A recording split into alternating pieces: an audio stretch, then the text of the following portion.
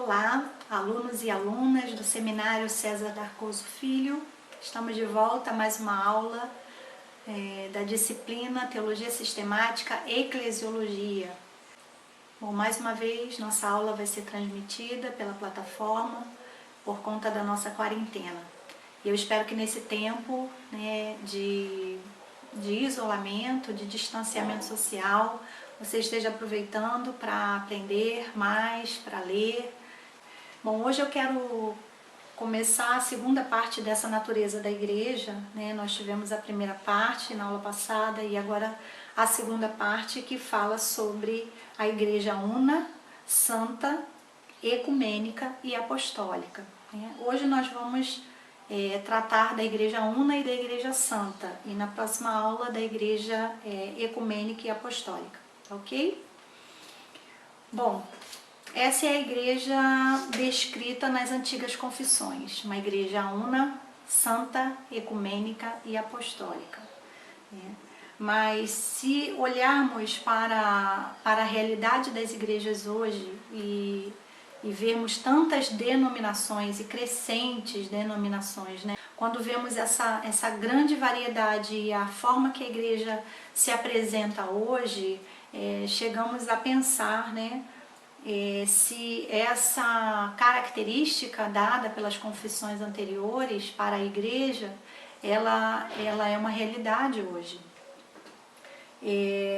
Considerando isso, pode ser até natural a distinção que é muito feita, desde há séculos, a distinção de uma igreja invisível para uma igreja visível, ou uma igreja real para uma igreja ideal, E essa distinção, muitas vezes, ela vai responder a essa diferença entre essa característica da igreja, que a igreja deveria ter, com a realidade do que a igreja é.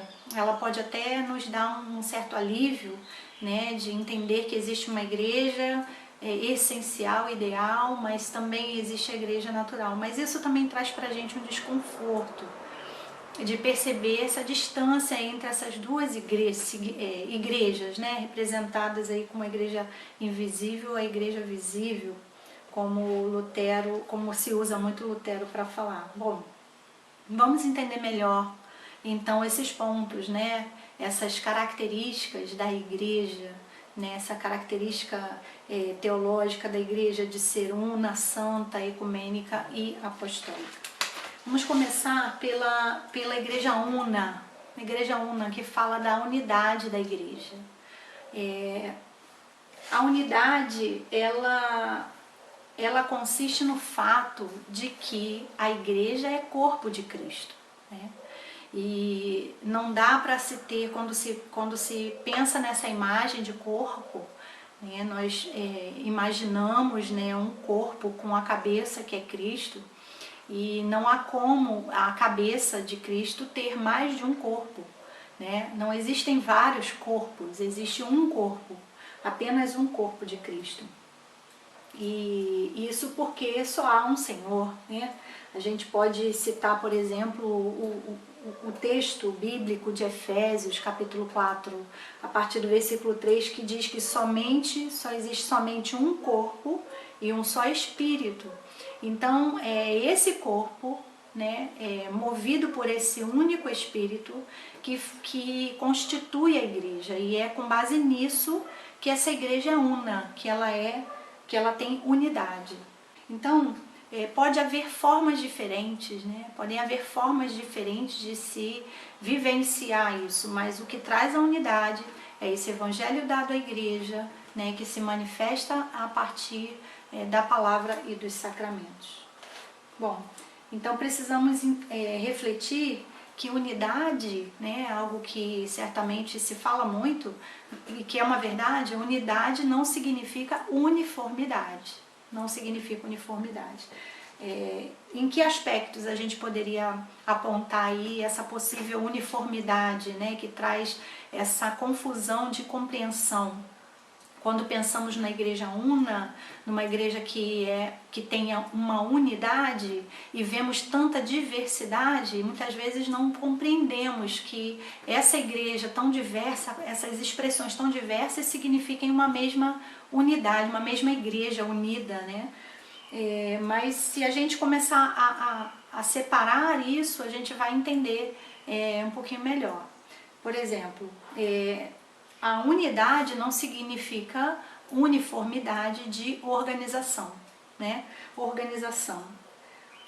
O Espírito Santo cria formas diferentes, ele age através de formas diferentes. A forma não é o mais importante é a essência, né? É esse evangelho, essa expressão essencial de Cristo no meio da igreja.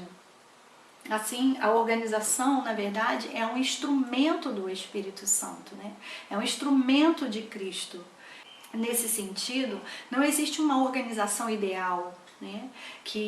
A qual devamos todos alcançar. Não existe uma organização ideal, pelo contrário, a organização ela deve ser de tal maneira elástica que ela possa ser utilizada e atender a situações diferentes, a momentos diferentes, né, a tempos diferentes, né, a pessoas diferentes.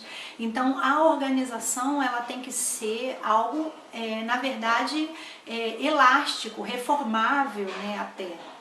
E não uma coisa pré-estabelecida, um ideal a ser alcançado. Então a unidade não tem a ver com organização.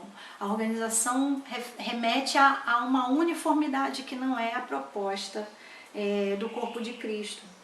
O segundo aspecto também que muitas vezes confundimos, né, com a unidade de Cristo é quando falamos da uniformidade doutrinária. É uma outra coisa também que nos deixa um pouco confusos sobre essa igreja una. Como pode ser uma igreja una, né, uma única igreja, uma igreja unida, se existem tantas formas de pensar, se existem tantas interpretações, se cada denominação ou expressão religiosa tem uma interpretação? Bom, da mesma forma que pensamos a organização, também devemos pensar com relação à doutrina. Porque imagina se houvesse um sistema doutrinário único, né, fixo, com base em estabelecimentos de regras específicas e fixas, isso seria muito limitador. Seria, na verdade, uma ortodoxia intelectual, né, ou intelectualizada, que é pior. Foi exatamente esse pensamento, né, essa forma de ver o povo de Deus, de ser povo de Deus, que Jesus confrontou, né, uma das coisas que ele confrontou quando esteve na Terra, que estabelecer a sua postura, né, ser povo de Deus baseado em um conjunto de regras, né, um conjunto de doutrinas estabelecidas previamente, né. Na verdade, ele propõe, a partir de Cristo, da ressurreição e depois no Pentecostes, o que nos é proposto é exatamente ser essa igreja conduzida, né, pelo Espírito em liberdade, mas pelo Espírito de Deus. Bom, e em terceiro lugar também, não podemos olhar a unidade da igreja a partir também de uma uniformidade de vida, né, ou de vivência, de experiência de vida. Se a unidade da igreja se fundamentasse na experiência e na prática humana, isso também seria muito limitador, né? Os seres humanos, eles são convidados a participar de uma nova vida, né, a partir de novos valores, né, da palavra, novos valores em Cristo, mas isso não os torna todos iguais, né?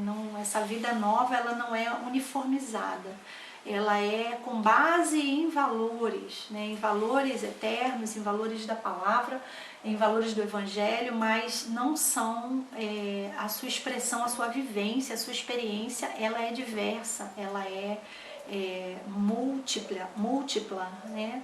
não se pode igualar, né, todos os seres humanos ou todos os cristãos, né, na sua vivência, na sua experiência, porque isso lhes limitaria também, limitaria a obra, né, de Cristo na Terra.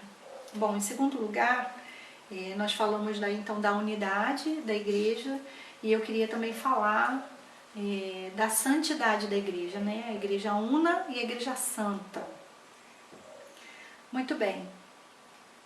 Com o domínio de Cristo, a igreja é santa. Ela é santa, a santidade da igreja depende totalmente do Espírito Santo, ou seja, a presença de Cristo na igreja é o que torna a igreja santa.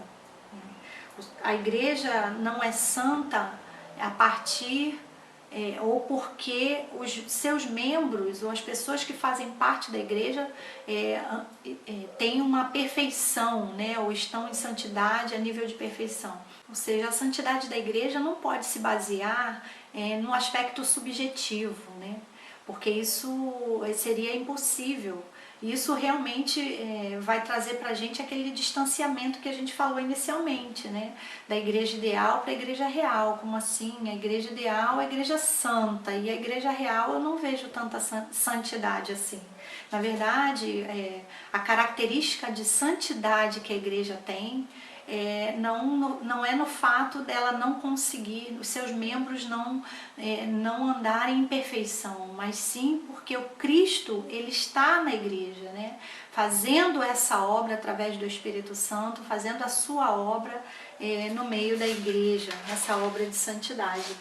Então, está fundamentado especialmente nessa presença de Cristo que concede perdão, né? E através do perdão essa igreja ela é santa. Nesse sentido, só a fé consegue ver a santidade, né? Os olhos naturais não conseguem ver a santidade da igreja, mas a fé vê a santidade da igreja, porque a santidade da igreja está no Cristo que a santifica. Então, a santidade da igreja repousa no fato de que Cristo está presente na igreja. Existe uma expressão, por exemplo, que usamos, né, que é usada, os santos da igreja. Os santos, eles são exatamente chamados assim, não por causa de sua atitude individual, ou sua postura, ou sua forma de vida individual, subjetiva, mas são chamados assim porque passaram a pertencer a Deus, passaram a fazer parte do corpo de Cristo. Através da nova aliança com Deus, né, foram incorporados a esse corpo, incorporados à igreja do Senhor, por isso são chamados santos. Individualmente, subjetivamente, podem ser vistos, ou até como igreja, podem ser vistos como pecadores, mas pela perspectiva da essência que é consolidada pela presença de Deus, né, pelo Espírito Santo, na igreja ela é santa. Então ela tem essa tensão de ser santa e ser pecadora. Bom, o poder então dessa santidade, o poder da igreja não está confinado, né, a esse tempo, a esse mundo. Exatamente porque a igreja ela vive nesse intervalo entre a ressurreição e a plenitude. Né? A igreja ela está no mundo, mas ela não é do mundo. Ela não faz parte, né, desse mundo. O seu objetivo, o seu fim, né, o seu propósito não é este mundo. Por isso essa tensão, porque ela está no mundo.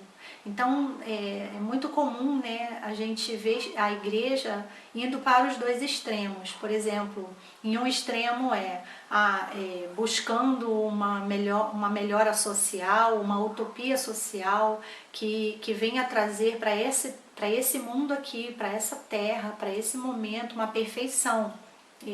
E esse não é o propósito da igreja. Por outro lado, o outro extremo também não é bom, que é aquele que, então eu só vou aguardar a plenitude, eu não vou me importar, vou só esperar e não vou me importar com nada que aconteça na terra. Os dois são extremos, né, que puxam nessa tensão de ser igreja no mundo, né, de ser santa no mundo também pecador. Bom, esse é o desafio, né, da igreja, mas é uma característica dela essa santidade, porque ela pertence a um Deus que é santo, ok? Bom, pessoal, é isso. Espero vê-los em breve. Enquanto isso, fiquem bem.